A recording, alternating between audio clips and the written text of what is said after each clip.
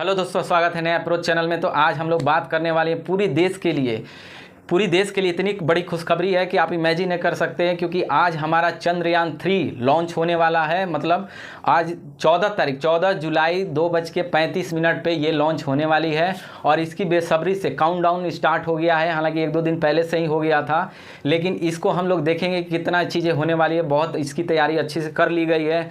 जो पिछले बार जो चंद्रयान 2 छोड़ा गया था उसमें बहुत ही माइनर तरीके से हम लोग असफल हुए थे, उसी कमी को इस बार पूरा करके लॉन्च किया जा रहा है, ताकि हम लोग सफल होंगे तो दुनिया में चौथे नंबर पे होंगे। पहला जो है वो यूएसए है, चाइना है और यूरोपियन जो यूएसएसआर के पहले जो थे, उसके बाद यूरोपियन एजेंसी के बाद हम लोग चौथे नंबर पे इंडिया का होगा। तो इस बार देखते हैं कि किस तरीके से तैयारी हुई है, क्या क्या इसमें कौन से मैकेनिज्म तैयार किए हैं, क्या क्या कौन से लगाए गए हैं, टूल्स लगाए गए हैं, इसकी हम लोग बात काफ़ी डिटेल से करेंगे। तो स्टार्ट करते हैं चंद्रयान 3 का। तो इसमें क्या हुआ है कि इसको फैट बॉय बोला गया है। फैट बॉय, चंद्रयान 3 को फैट बॉय बोला गया है। वो इसलिए बोला गया है क्योंकि इसकी जो है पहले जितने भी लॉन्च किए गए थे उसमें सबसे ज़्यादा इसका वेट है, इसलिए इसको फैट बॉय कहा गया। और इसकी बजट है 615 करोड़ का है इसका बजट। अब समझते हैं कि इसमें क्या क्या है। आप देख सकते हैं कि चंद्रयान 3 का क्या क्या है। तो इस तरीके से बात करते हैं, जैसे LVM3M4 ये है क्या। तो ये एक रॉकेट है, जिसको रॉकेट बोलते हैं। जैसे आप पटाखा छोड़ते हैं तो रॉकेट की तरह होता है, इसी तरीके से ये है LVM3M4, इस रॉकेट का नाम है ये।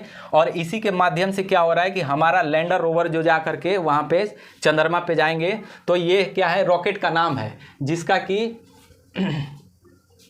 लॉन्च हो जाएगा। लॉन्च व्हीकल मार्क 3, इसका मार्क 3 और मार्क 4 इसका नाम दिया गया है। तो इस तरीके से इसका रॉकेट का नाम है। अब आगे बढ़ते हैं। ये इसरो ने पूरे इसकी तैयारी कर रखी है और इसरो के जो चीफ है वो एस सोमनाथ,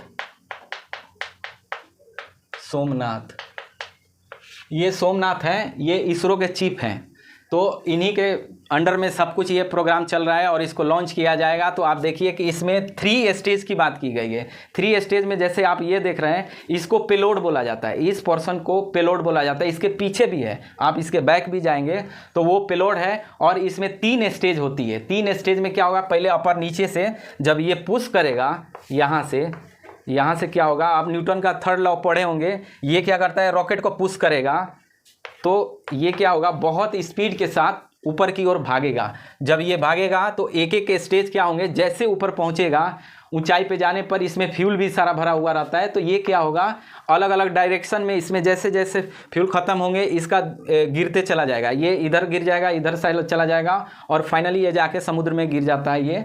और उसके बाद करते करते असली जो ये आप देख रहे हैं, इसका जो माउस बना हुआ है, इसका असल इसी में सारा लैंडर और रोवर इसी के अंदर है। और यही फाइनली जा करके ये भी आपका बाहर का खुल जाएगा। फाइनली जा करके ये और ये जा करके इसको लैंडर बोलते हैं, इसको रोवर बोलते हैं। लैंडर हो गया कि इसमें से निकल करके चंद्रयान जैसे उसके पास पहुंचेगा वो लैंड करेगा। और लैंड करने के बाद क्या होगा, इसका ये गेट खुल जाएगा यहाँ पे। और ये गेट खुलने के बाद क्या होगा, उसमें से ये रोवर निकलेगा।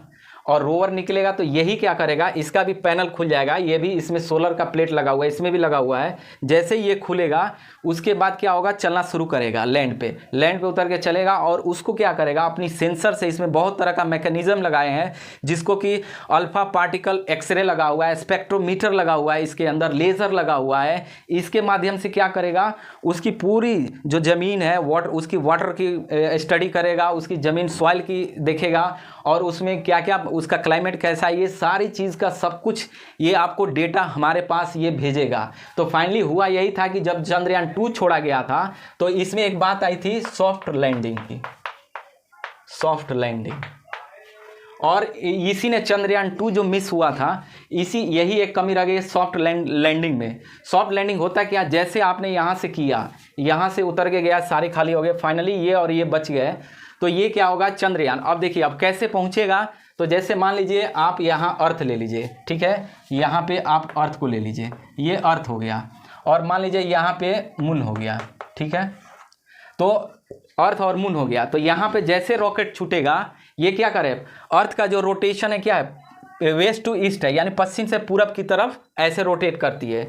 तो ये भी क्या होगा, जैसे ये छोड़ा जाएगा रॉकेट, ऊपर जा करके क्या करेगा, ऐसे ऐसे इसका रोटेशन स्टार्ट हो जाएगा।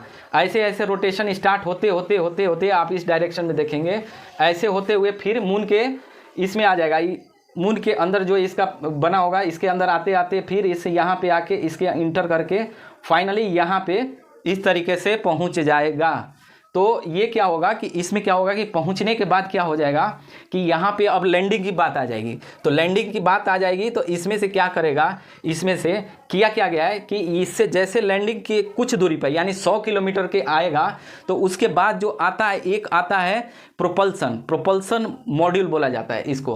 अब वो क्या करेगा, जो पहले से पुश कर रहा था, जैसे ऐसे रॉकेट छोड़ा जाता है तो पुश किया जाता है, उसी तरीके से फाइनली जब इसमें होगा तो इसमें पुश किया जाता है, इसमें पुश करता है इसको बढ़ाने के लिए। जब ये पुश किया जाता है तो इसका क्या करेगा प्रोपल्सन, इसको ये क्या किया जाए, इसको बंद कर दिया जाएगा। यानी 100 किलोमीटर के आसपास जैसे मून के पास पहुंचेगा, जब लैंड करने वाला होगा तो ये बंद हो जाएगी।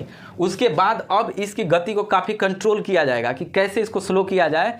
तो स्लो करते करते क्या होगा, इसको बंद करने के बाद स्लो होना शुरू हो जाएगा। और इसको पिछले बार जो चंद्रयान 2 में जो उसकी स्पीड थी, उसकी स्पीड थी 3 मीटर पर सेकेंड, यानी 1 सेकेंड में 3 मीटर वो दूरी तय करता था जब लैंडिंग होने वाला था। तब इसको इस बार क्या किया गया, 3 के जगह पे पहले 2 था, अब इस बार 3 कर दिया, 3 मीटर प्रति सेकेंड कर दिया। यानी 1 सेकेंड में 3 जो है मीटर वो डिस्टेंस तय करेगा। यानी पिछले बार से इस बार क्या करें हम लोग, स्पीड को कम कर दिया। अगर कम स्पीड होगा तो लैंड करना क्या होगा, आसानी होगी। जब लैंड कम होगा तो इसके गिरने पलटने की चांसेस कम होगा। अगर स्पीड में यही हुआ था कि स्पीड इतना ज़्यादा था जिसकी वजह से वो पलट गया, वो काम नहीं कर पाया, उसके बाद सोलर पैनल वगैरह टूट गए उसके, तो वो काम करना बंद कर दिया। तो इसी तरह इस बार क्या किया गया, जो ये जो आप देख रहे हैं इसका पैर, इसका देख रहे हैं, ये पैर को काफ़ी मजबूत बनाया गया इस बार। जो चंद्रयान 3 में इसका पैर को काफ़ी स्ट्रॉन्ग बनाया है, जो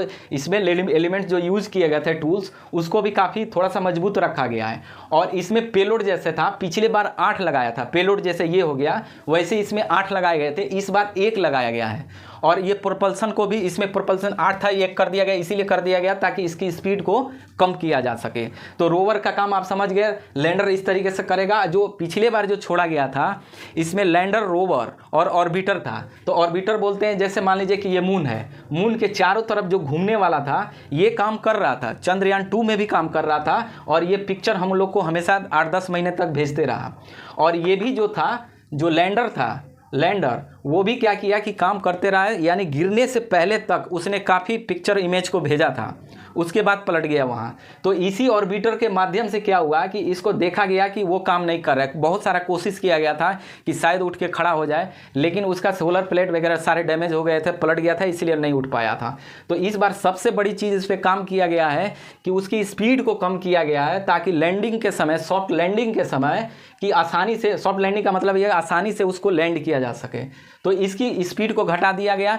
और भी इसमें क्या किया गया, एल्गोरिथम, जो इसमें लगभग 21 जो है वो बदलाव किए गए हैं चंद्रयान 2 के तुलना में। चंद्रयान 3 में 21 इसमें अलग अलग तरीके का टूल का इस्तेमाल किया गया जो पिछले बार में नहीं था। इसमें जैसे एल्गोरिथम प्रोसेसिंग होता है, एल्गोरिथम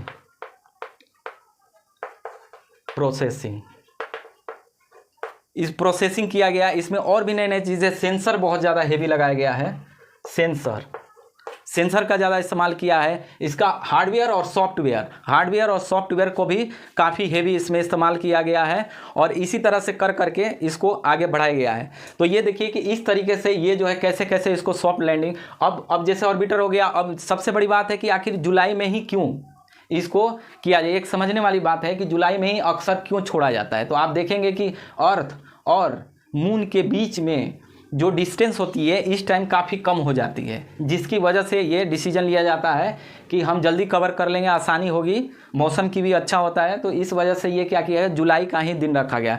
पिछले बार भी हुआ था, वो 22 जुलाई को चंद्रयान 2019 में छोड़ा गया था। हालांकि हम लोग थोड़ा सा मिस हो गए, नहीं तो पिछले बार ही हम लोग सफल हो जाते और दुनिया में चौथे नंबर पे आ जाते। तो ये रहा 3 स्टेज में अलग अलग तरीके से है। इस तरीके से इसमें बहुत सारा सेंसर और इस तरीके से इस्तेमाल करके सॉफ्ट लैंडिंग के ऊपर है। अब जैसे रोवर है, तो रोवर की भी बात, जैसे पिछले बार भी विक्रम था, इस बार भी विक्रम ही रखा गया रोवर को। और लैंडर को प्रज्ञान नाम दिया गया था। अभी भी उसी का इस्तेमाल किया जा रहा है। ऑर्बिटर है तो ऑर्बिटर इस बार क्या हुआ कि ऑर्बिटर इस बार नहीं लगाया गया, सिर्फ रोवर और लैंडर को ही भेजा जा रहा है। इस बार ऑर्बिटर नहीं है क्योंकि ये काम जो करना था वो कर चुका है, इसका हम लोग के पास डेटा मौजूद है। लेकिन रोवर और लैंडर का है तो लैंडर तो काम टूट गया तो रोवर भी नहीं कर पाया, इसीलिए इसको सॉफ्ट लैंडिंग की बात हो रही है। और भगवान से दुआ करिए, बहुत टफ काम होता है क्योंकि इस तरीके से आप यहाँ बैठे हुए हैं एक अनजान जगह पे, कहाँ वहाँ का क्लाइमेट कैसा है, कैसा टेम्परेचर है, क्या है, हवा कैसा है, किसी को कुछ भी नहीं पता है। सिर्फ इमेजिन वैसे है तो है बहुत डिफ़िकल्टी, लेकिन बहुत रिस्क लिया है लोगों ने। तो कहीं ना कहीं हम सबको मिल करके इस तरीके से सबको सपोर्ट करते हुए भगवान से दुआ करिए कि किसी तरीके से हम लोग क्या हो जाए, सफल हो जाए और पूरा देश में इस तरीके से हम लोग खुशियाँ मनाएं। तो इस तरीके से हम जितना कोशिश किए कि आसान से आसान भाषा में इस तरीके से इसको समझाऊं, और जो भी मैंने था जो स्टडी किया उसके अनुसार ये है। बाकी जो अपडेट्स आएंगे तो उसको मैं बताऊंगा कि किस तरीके से आगे क्या क्या इसमें चेंजेस आएगा और किस तरीके से हुआ। तो कैसा लगा आप ज़रूर बताइए, और वीडियो को लाइक शेयर सब्सक्राइब ज़रूर करें, ठीक है। तो इसका ध्यान रखिए, काफ़ी मेहनत लगता है इस सब स्टडी करने में, तो please support me. Thank you.